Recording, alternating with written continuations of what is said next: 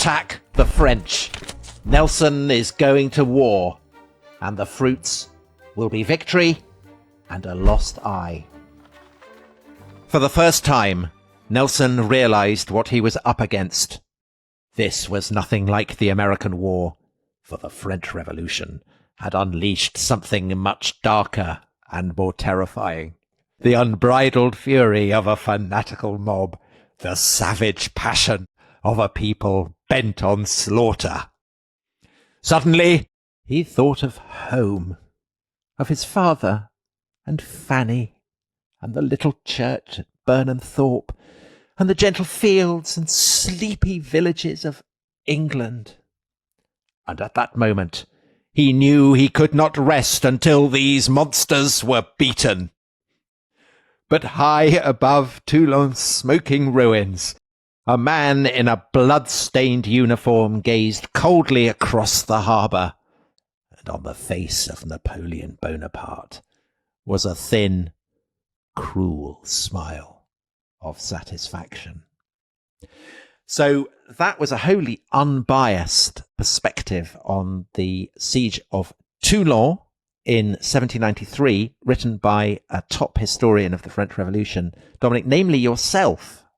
And this is from your new book for children, instilling in them a due sense of patriotism and suspicion of French revolutionary fervour.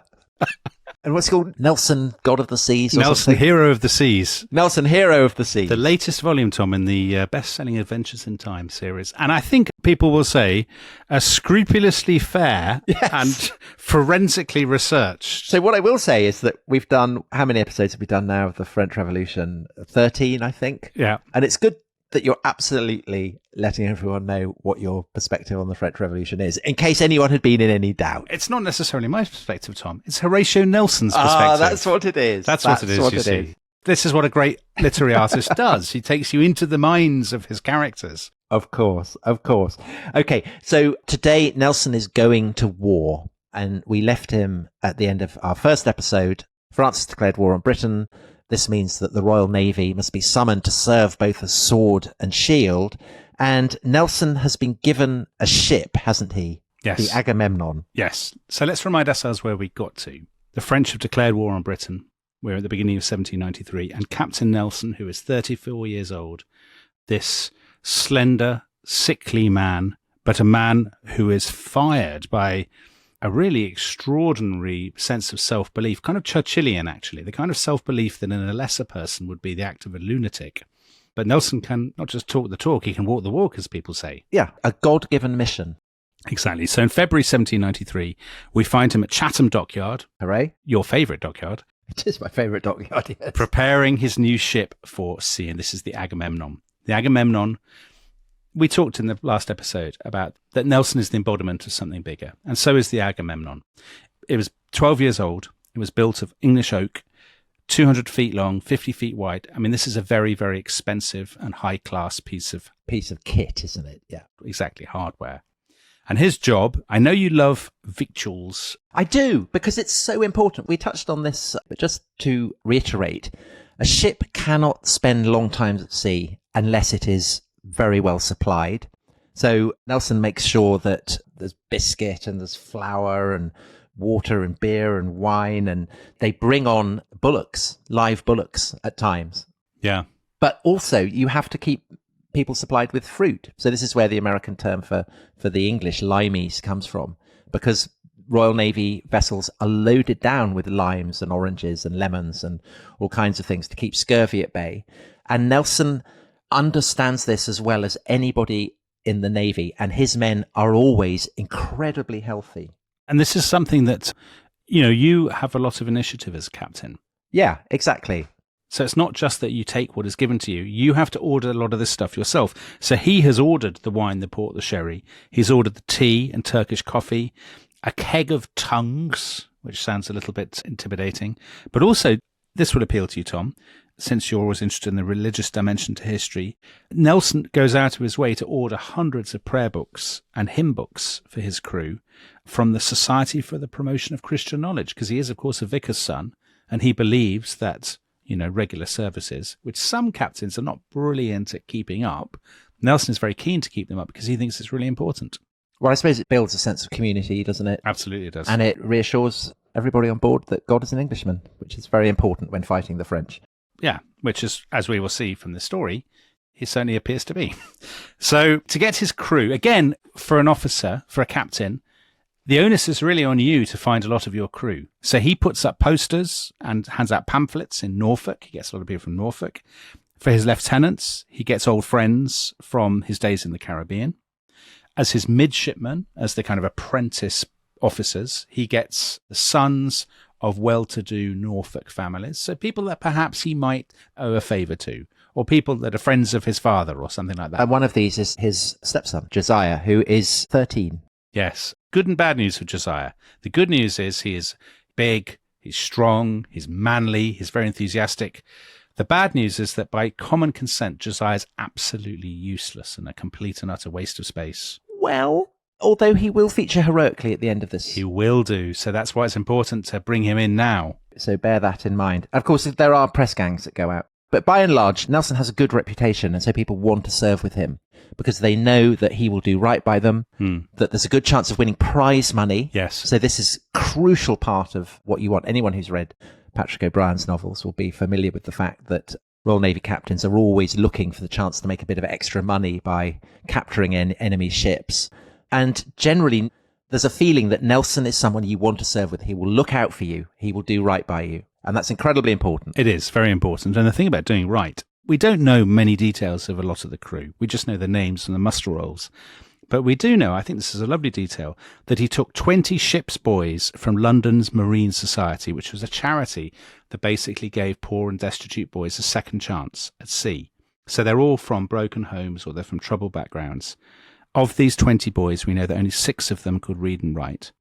They are undoubtedly malnourished, small for their age, and they're given by the charity a little sea outfit with a comb and a needle and thread and some clothes.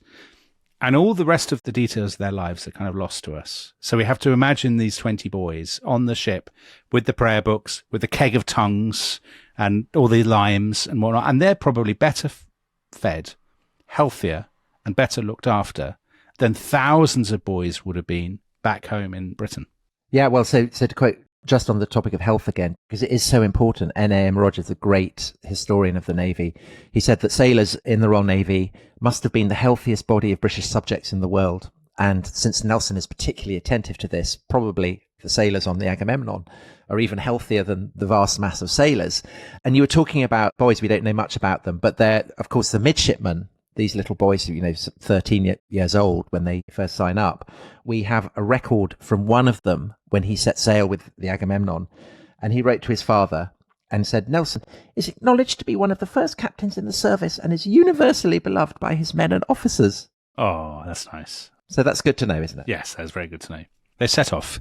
They join Admiral Hood's squadron off the coast of Cornwall. That's about 50 ships of them, and of those 50 ships, 18 of them are what are called ships of the line. That means they are fighting ships. The rest of them are frigates and kind of support ships and things.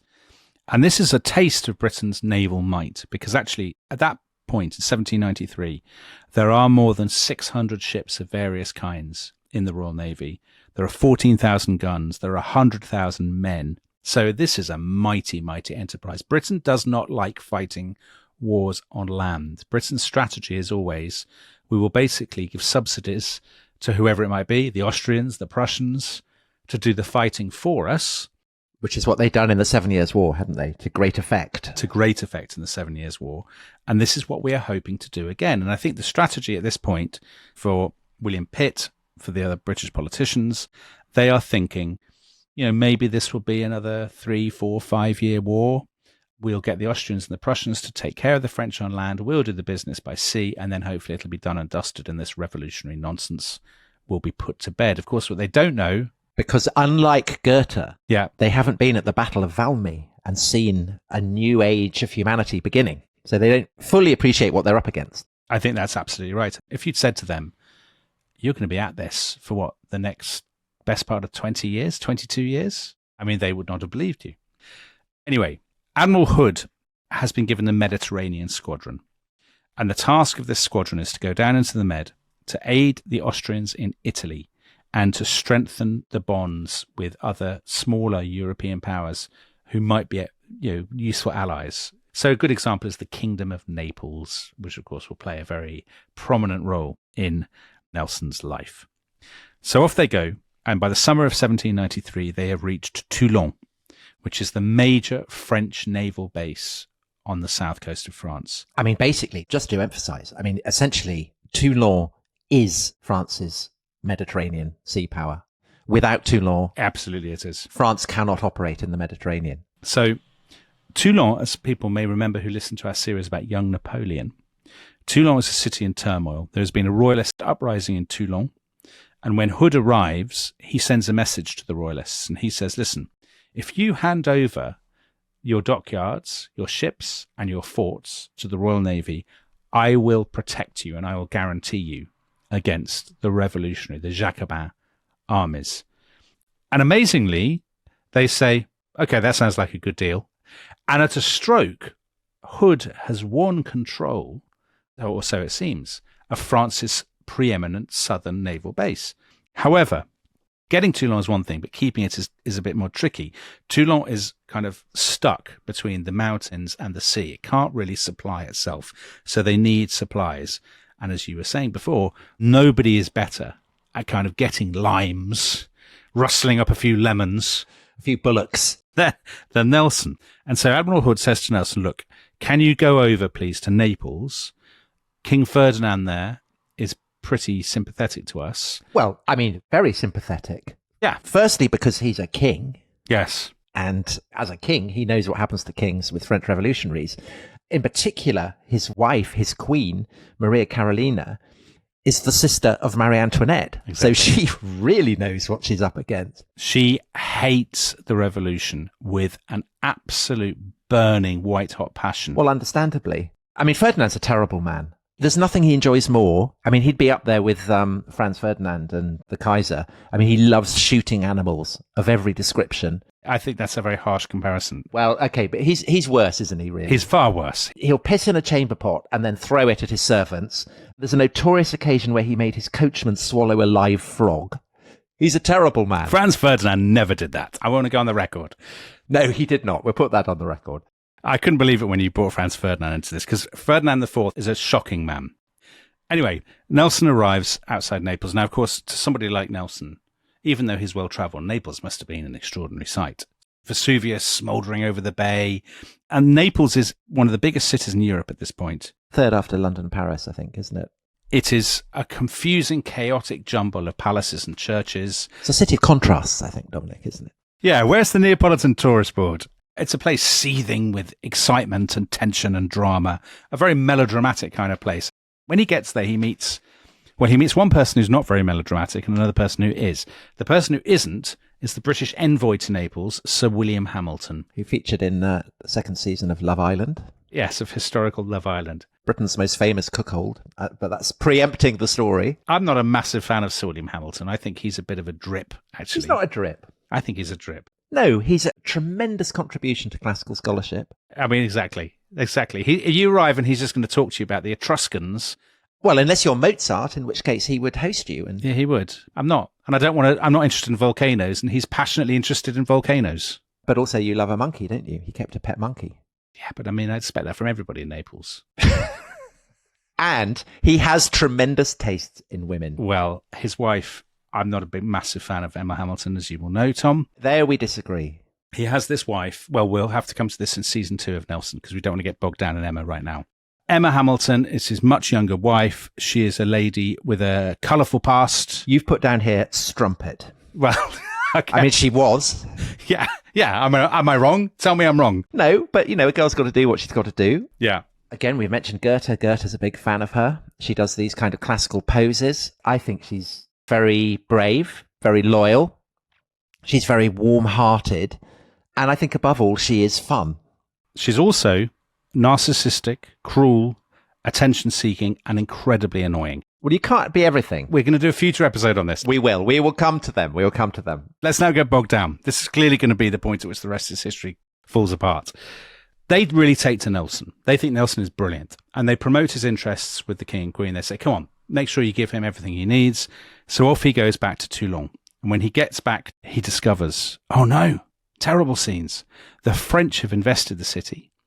A fellow called Bonaparte, Corsican artillery officer, has got all these guns, like up to the heights. He's bombarding the forts. The defences of Toulon are cracking. Nelson's not there to see the fall of the city. Hood sends him off to patrol the coast of Italy, but he's in Livorno. Leghorn. Leghorn, as the British call it, when the first boatloads of refugees arrive. And he is shocked by their condition. He writes to Fanny. He says, fathers are here without families, families without fathers. Terrible scenes. They've had to evacuate Toulon. The French have seized it. And, of course, the French, they sack the city. Well, because it's full of counter-revolutionaries. And this is the kind of the peak of the terror. It is indeed. So actually, I thought this might be a chance to think about those two characters, because Nelson and Napoleon are often thought of in opposition to each other, aren't they? Well, you know the Abel Gance film, famous black and white film, and there's a sequence where Napoleon is fleeing Corsica with his family. An officer sees it through his telescope and says, should we fire? And his captain says, no, let's not. Let them be. They won't do any harm. Nelson. It's Nelson. And Nelson had wanted to finish off Napoleon. So even in France, I guess there's a kind of recognition that Nelson is perhaps Napoleon's only worthy adversary. Well, Napoleon later on, when he moved into the Tuileries Palace, he genuinely had a little bust of Nelson. Yeah, his great rival. As a sort of rival. And I think one of the interesting things about them, they are both enormous egotists. So we were talking about Nelson's great sense of his own star quality. I mean, the only person who really rivals that in the politics of the late 18th century is Napoleon, who also believes himself to be a star and is driven by this overweening ambition. And actually, I think one of the big differences between them is that Nelson is constrained by his institutional fealty. So he's within an institution that channels it. But I think also by temperament. I mean, he's not interested in political power. No, you're right. He's a conservative, small c conservative. He wants to maintain and uphold the frameworks of... I mean, he's a Burkean, really. Yeah, he is. And also, I think he's not a warmonger. He enjoys the excitement of command. He recognises that he will profit personally from war.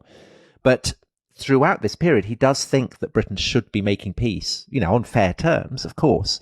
He's not committed to war, I think, in the way that Napoleon is. But having said that, there is a parallel, because what Nelson wants to do at sea, in other words, win a complete victory, annihilate the enemy. That is what Napoleon is aiming to do on land. And just as that is what is going to enable Napoleon to establish French rule over Europe, so also Nelson understands that the kind of victories that he's after are essential if Britain is to survive and maintain its command of the seas. Agreed. But in the short term, they actually need a new base in the Mediterranean now that Toulon has gone. And as it happens, the ideal place is Napoleon's homeland, is Napoleon's birthplace of Corsica. Very ironic, isn't it? So Admiral Hood says, right, we'll go for Corsica, because that's the perfect base. It's between France and Italy. Let's go for that. So in the spring of 1794, they target Bastia, first of all, on the eastern coast. They're bombarding the city walls. Nelson's in the thick of the action. There is a moment when he is almost killed. So enemy musket ball smashes into a boulder right next to him. Splinters, huge splinters fly everywhere. They fly right past him, almost hit him. And had they hit him, there is a good chance that could have been that. Well, I mean, he will, of course, be hit in due course. Yeah. And it's a reminder, actually, of how, this is, for all the sort of swashbuckling side of it, this is a really serious business. One mischance, one misstep, just like putting your head above the parapet in the trenches in the First World War or something. And that can be it, over. I mean, that's the nature of naval warfare. Also, just to point out that Nelson is always in his full uniform. Yes. Because he feels it's the responsibility of an officer. He absolutely does. To essentially attract attention so that his men knows where he is. Yes, he leads from the front. He is not an officer. In fact, when he's given opportunities to, why don't you stay at the back and direct us from there, he always says, no, I have to be at the front. Well, in a sea battle, it is expected that British officers will stand up. Everyone else can kind of crouch down as the bullets whistle. An officer has to stand up. I mean, it requires insane levels of bravery. And of course, in the long run, it will be fatal for Nelson, but in the very long run. So then Bastia falls, they move on to Calvi on the western coast of Corsica. This is the last French fortress on the island. And it's going to be a really tough nut to crack. It's backed by mountains. They have 100 guns at Calvi. And Nelson knows it will be difficult. He actually writes at this point to Fanny, "A brave man dies but once, a coward all his life long. We cannot escape death, and should it happen, recollect that it is the will of him in whose hands are the issues of life and death." That's very Nelson. He's kind of not exactly fatalistic, but he's realistic about the dangers. Or you could say he has a feeling that God is with him, that his life is in God's hands. Yeah. So it's slow work. Nelson again leading from the front and bombardment. And it's early on the morning of the 12th of July when the enemy batteries open up. And Nelson is talking to his officers, and French shots slam into the sandbags they've got heaped around them. Actually, what happens is it sends up a huge spray of stones and shrapnel right into Nelson's face. You know, Dominic, I've seen the very spot. Have you? I've been to the very spot, and there is a marble plaque written in French. Yeah. And it's absolutely peppered with bullet holes. Really? And I thought that's the Corsicans showing their contempt for Nelson. But then, of course, I realised that every sign in Corsica is peppered with bullet holes. It's nothing personal. The lovely thing about that is it completely contradicts what Theo has written in the chat. Because Theo, who's been chafing and fuming during the whole of this recording, has written, "No one in France knows who Nelson is. Genuinely, nobody has even heard of him." I suppose the Corsicans would say that Corsica isn't really France. I suppose they would. Maybe they haven't heard of him because the signs are all peppered with bullet holes. Who knows? Yeah, maybe. Anyway, he collapses. He is in agony. His hands go to his eyes. He's immediately taken to the doctors, to the surgeons.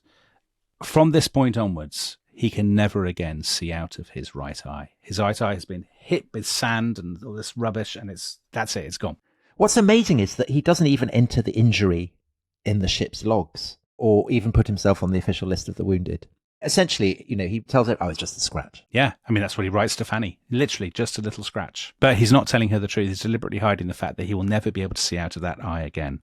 And actually, he never wears an eye patch or anything like that. And it's not that he'd lost his eye. His eye is there, but it looks just a little cloudy. You know, he can only see out of his left eye.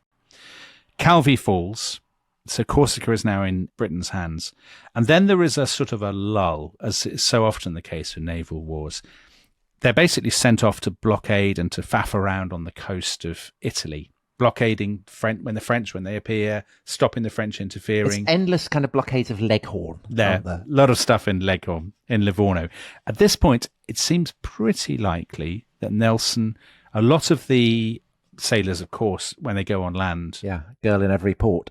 Exactly. They carouse in various ways, shall we say. And it seems very likely, I think, there's an opera singer called Adelaide Correglia that Nelson had either a flirtation or a full-blown relationship with her. I think pretty clearly he did. Because he's jealous of another officer, isn't he, when this other officer sits next to her at dinner or something like this. There are trace elements in the sources of a relationship. So he's then just faffing around and nothing happening. There's been a change at the top. So Admiral Hood, one of his patrons, is gone. And a guy called Admiral William Hotham comes in. And he's just a bit old and a bit sickly. And he's nice, isn't he? He's a decent chap. He's not a man for charging at enemy lines. No, he's a kind of what we have, we hold. Let's be careful. Let's not, make any silly mistakes. And that's not Nelson at all. He's very much the kind of admiral I would have been. Oh, let's just take it. I'm not sure about that. Let's take it easy. No, not take it easy, but I just don't, I don't want to fancy it. A bit worried. So that's him. What do you think I'd have been, Tom? Well, I'll tell you who I think you would be, but we'll come to him in the second half. Exciting. There is an exciting moment because they hear reports of French sails out off the coast of Genoa.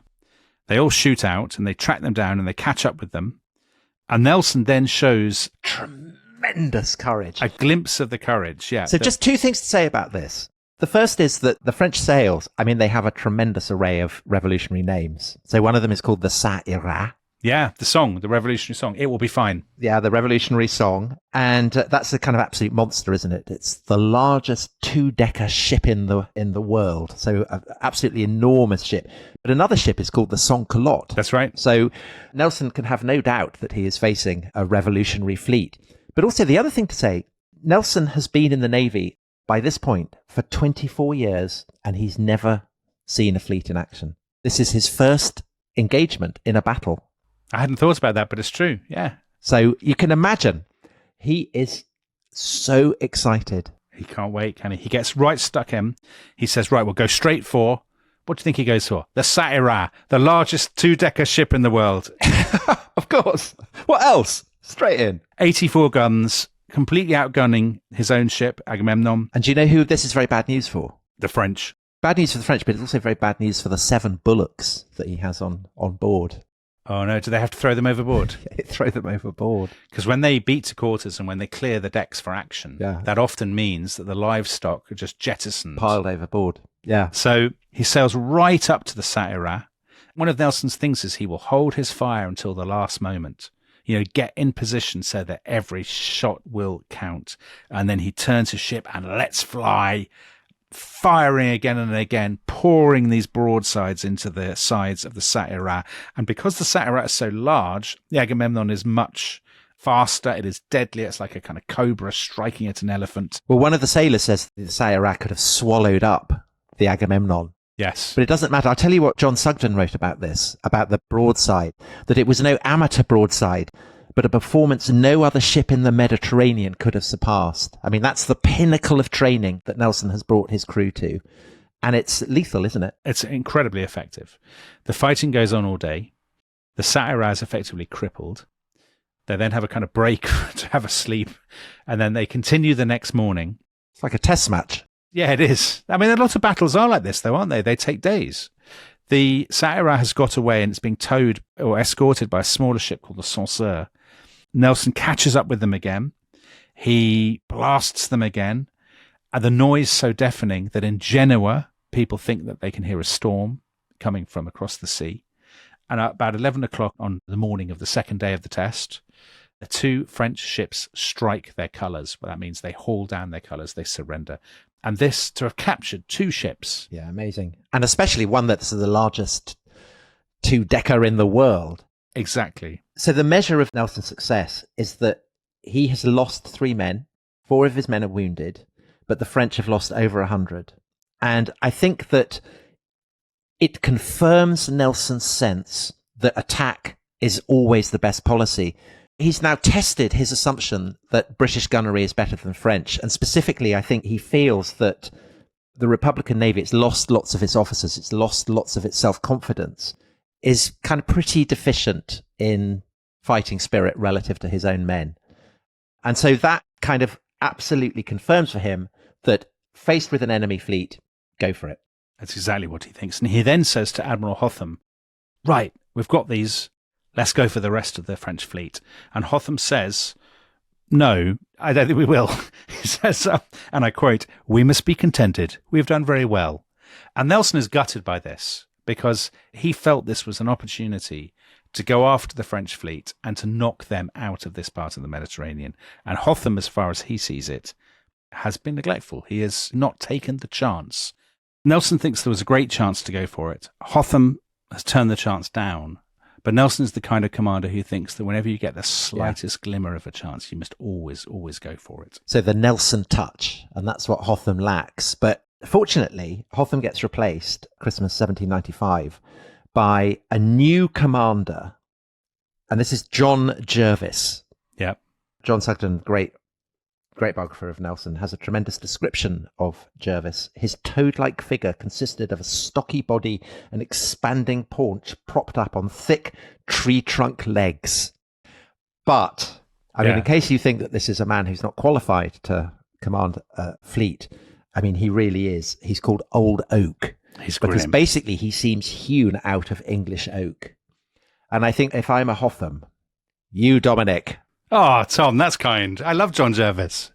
I wouldn't say I was toad-like, but I suppose I'll just have to suck it up. I think if you want to be compared to Oak, you also have to suck that up. I mean, what I wrote about him myself was he had no patience for slackness and openly berated weaker men until they burst into tears. Yes. Is that how I behave? Yes.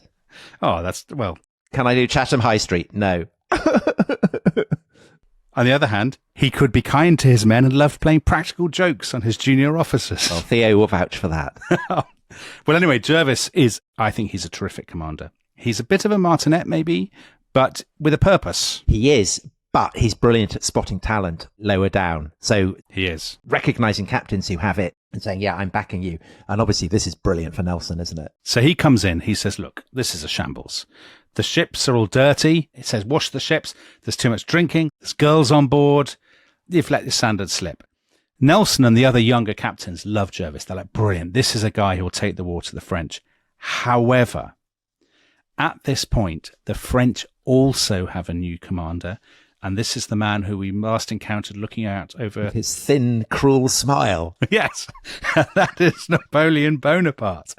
So Bonaparte has taken the war in Italy by storm. He has smashed the Austrians west of Genoa. He's got into Milan. He's crushed the army of the Pope. This is all in the spring of 1796.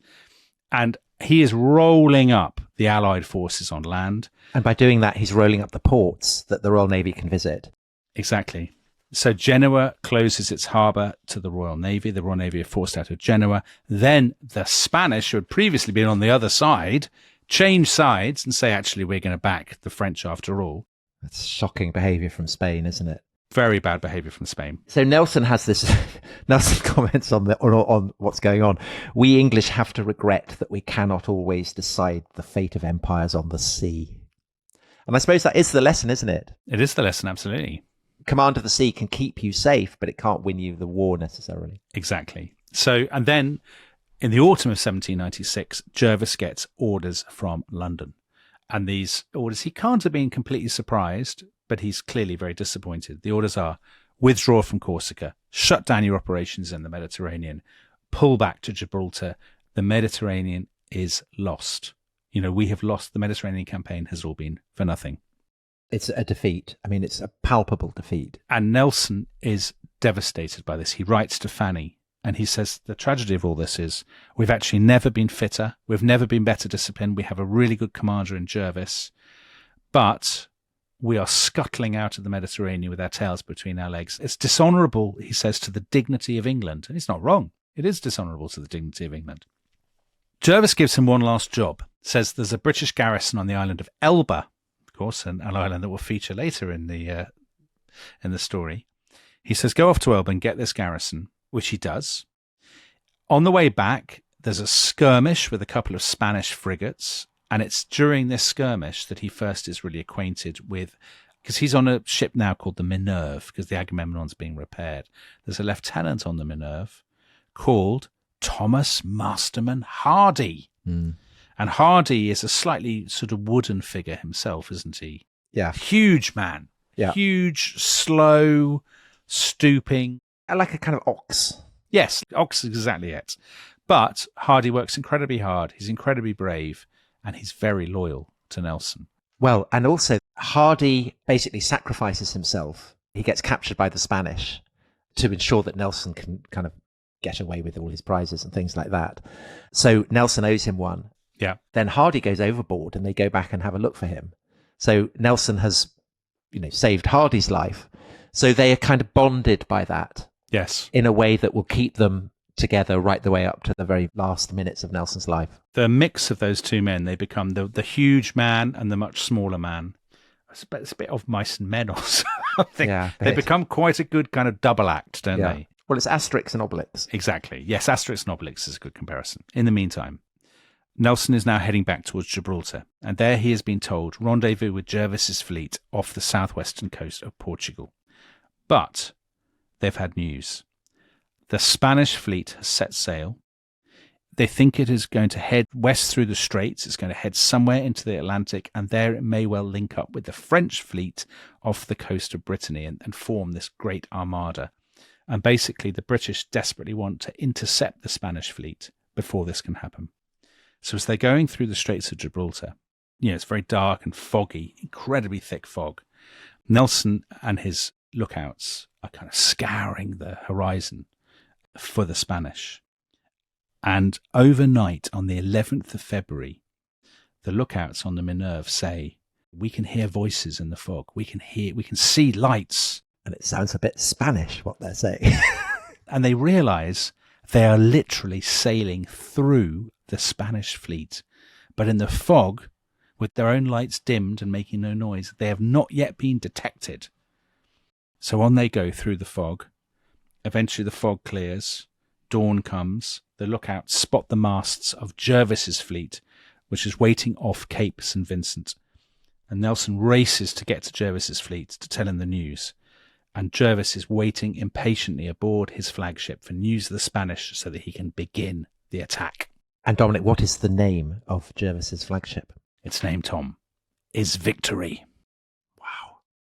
Well, absolute scenes. So the fleets are lining up off the Cape of St. Vincent, and what will ensue the following day is one of the most extraordinary and heroic battles in the entire history of the Royal Navy.